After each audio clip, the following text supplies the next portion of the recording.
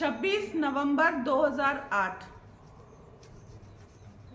26 नवंबर 2008। कुछ लोग मुंबई में आते हैं, लगभग 10 लोग। क्या थे वो? 26/11/2008। कुछ लोग मुंबई में एंटर करते हैं, 10 लोग, और वो 10 लोग टेररिस्ट थे। उन्होंने हॉस्पिटल में, ताज होटल में और 3-4 जगह पर जाकर अंधाधुंध गोलियां चलाई, जिसमें सैकड़ों लोग, हंड्रेड्स ऑफ पीपल, इतने लोगों की उसमें जान गई। ठीक है, उसके बारे में अब अपन जानते हैं। कहाँ कहाँ पर गए वो। पहले तो ये बताती हूँ कि वो कहाँ से आए थे। समुद्र के थ्रू आए थे। वहाँ पर उनको मिले, ऐसा तो अब वो पाकिस्तानी थे, तो पाकिस्तान की बोट से आए। Pakistani in the sense Pakistan में ही उनका ऑर्गेनाइजेशन का नाम लश्कर तैयबा, शायद क्या नाम था? लश्कर तैयबा। ये ऑर्गेनाइजेशन कहाँ पर है? पाकिस्तान में। कहाँ? ये आतंकवादी कहाँ रह रहे थे? पाकिस्तान में। वहां से आएंगे तो वहां की बोट लेकर आएंगे। कुछ एरिया डिवाइडेड रहता है, उतना पाकिस्तानियों का, इतना हमारे मछुआरे वहां तक जाएंगे, उसके आगे पाकिस्तानियों का है। वहां से वो बोट पर जो हिंदुस्तानी मछुआरे थे उनको किडनैप किया, कुछ को, या उनको डराया। उनके पास गन्स थी ना, उससे डराकर उनकी बोट पर बैठे, हिंदुस्तानियों की। अब उस बोट को कोई नहीं रोकेगा, कोई चेक तो नहीं करेगा कि इसमें कौन बैठा हुआ है। वो आ गए यहाँ पर किनारे तक सक्सेसफुली आकर। अब वो कहाँ गए? लियोपोल्ड कैफे में।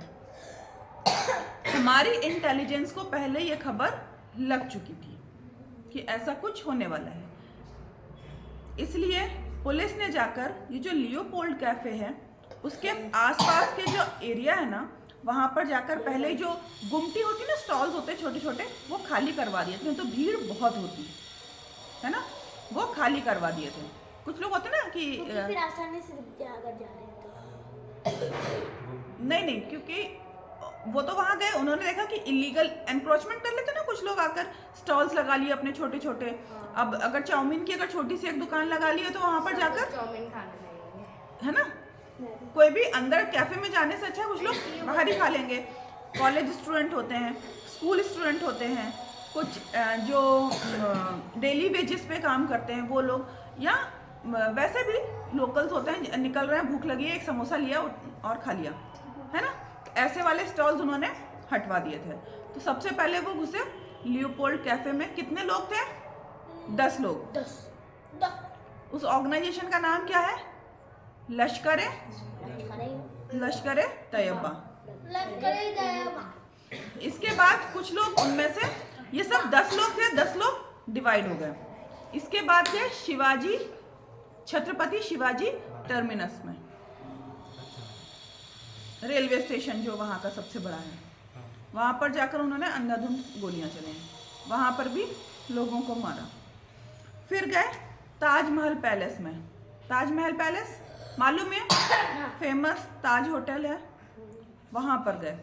अच्छा, यहाँ पर कुछ जो थे ना पुलिस वाले। अब पुलिस वालों के सामने क्या होता है, कोई भी तैयार तो नहीं होता। AK-47 है उनके हाथ में, हैंड ग्रेनेड है, उससे लड़ने के लिए पुलिस वालों के हाथ में क्या है? डंडे। पुलिस वाले डंडे ही रखते ना, जनरली गन रखते हैं। जो sub inspector, assistant sub inspector होते हैं, उनके हाथ में गन होती है। और जो उनसे नीचे होते हैं वो लोग क्या, वो राइफल रखते हैं। तो एक राइफल में कितनी गोलियां? 10।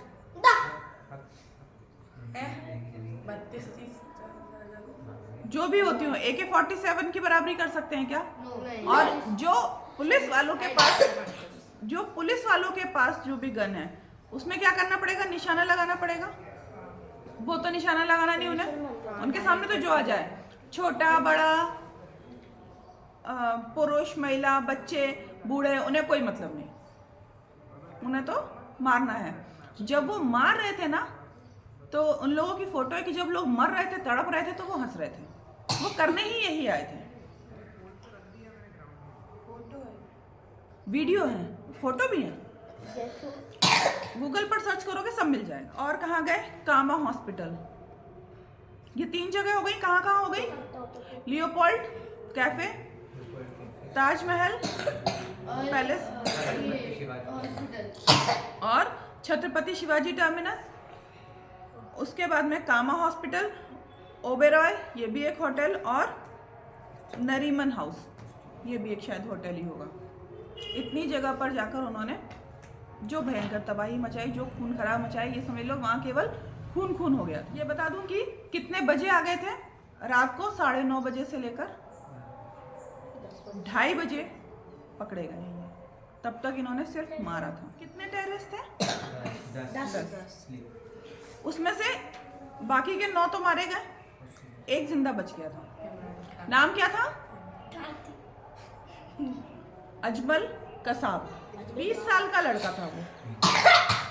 हाँ, ये जो एज होती है ना तुम लोगों की, इस एज से वहां पर ट्रेनिंग देना शुरू कर देते हैं। मान लो बच्चा फैमिली क्या है, गरीब है, या कोई अच्छी चीज, स्कूल नहीं जा रहे हैं, वो घूम रहे हैं, तो उन्होंने अपनी ट्रेनिंग देना शुरू कर दी। ठीक है, इस एज के लोगों को बहलाना बहुत आसान होता है। ठीक है, और यहाँ भारत को बदनाम करने के लिए कि यहाँ पर कभी भी कहीं भी फायरिंग हो सकती है, तो ताज को भी निशाना इसलिए बनाया गया था क्योंकि वो बहुत बड़ा होटल है। तो वहाँ पर लोग आते हैं, केवल अपने ही देश के नहीं, विदेशों के भी लोग आते हैं रुकने के लिए। तो जब वहाँ पर इस तरीके की मारामारी होगी तो लोग आने से डरेंगे कि वहाँ पक्का तो कोई भरोसा ही नहीं है ना। तो उसका नाम क्या था? अजमल कसाब। जब उसको पकड़ा है ना, देखो बाकी सारे तो मारे गए, ये 2 जब आ रहे थे तो इनको नाकाबंदी करके रोका गया। इनकी जो कार आ रही थी उसको पुलिस वालों ने रोका, और जब उसको पकड़ने गए तो उसको किसने पकड़ा था? तुम लोग को ये नाम याद होना चाहिए। जिस हवलदार ने उसको पकड़ा था उसके हाथ में केवल डंडा था, तुकाराम ओम्बले। एक आदमी जिसके हाथ में AK-47 है और एक के हाथ में डंडा है, पकड़ना मुश्किल है। उनके पेट में 5 गोलियां लगी थी, फिर भी उन्होंने इसको जिंदा पकड़ा था। वो वहीं पर वीर गति को प्राप्त हुए। कसाब जब पकड़ा गया ना, अच्छा पता है कसाब के साथ में एक खेल भी खेला गया था। कसाब के साथ क्या, हमारे साथ में, उसके हाथ में कलावा बांधा था। कसाब के हाथ में, उसकी जो फोटो मिली ना, फुटेज मिले ना, उसके हाथ में कलावा था। कलावा क्यों होगा? जिससे कि वो ये दिख सके कि ये हिंदू है। हिंदुओं ने ये अटैक किया है, क्योंकि उनको ये मालूम था कि हमने तो भेज दिया है, जब इन पर जब ये फायरिंग करेंगे तो इनको भी छोड़ा तो जाएगा नहीं, इनमें से एक भी जिंदा बचना नहीं है। तो और आईडी क्या है? कुछ भी नहीं। अगर वो जिंदा नहीं बचता तो ये प्रूफ हो जाता कि ये किसने किया, हिंदुओं ने। आ गई ये बात समझ में? आतंकवादी का नाम क्या था? अजमल कसाब। अटैक हुआ, क्या डेट थी?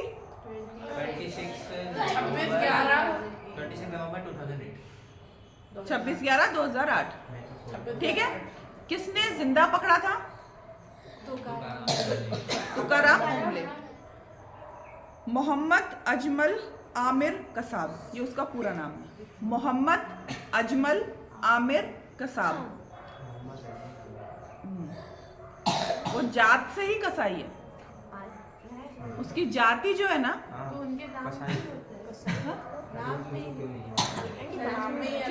नहीं जाति बता रहे हैं, उसकी जाति जो है ना, बुचर।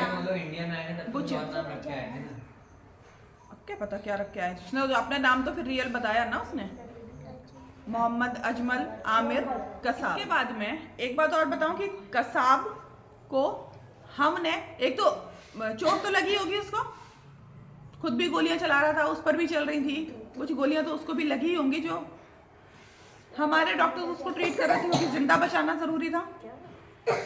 वही तो बताएगा कहाँ से आया, क्यों आया, किसके कहने पर आया। ठीक है, उसको ट्रीट किया, फिर हमने उसको 2 वकील प्रोवाइड किए उनका केस लड़ने के लिए।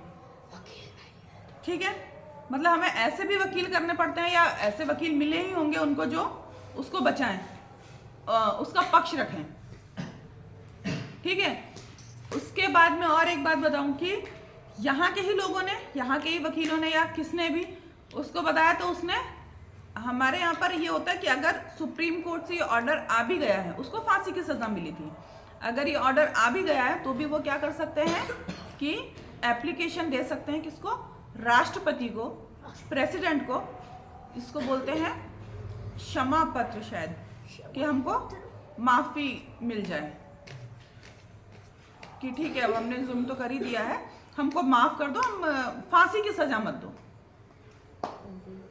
तो वो भी हमारे यहाँ के लोगों की ही सलाह होगी, है ना।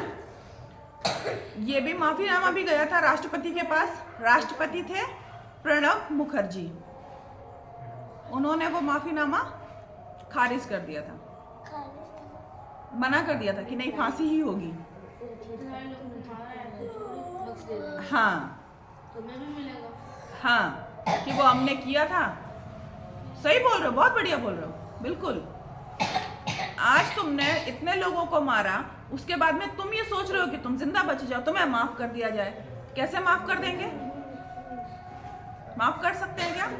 नहीं कर सकते, और ना ही करना चाहिए। फिर मैं ये बात बोलूंगी कि हमें किन किन लोगों के इंटेलिजेंस अगर नहीं काम करे, हमें इन सब एक्टिविटीज की खबर लगे क्या टाइम पर? नहीं लगे।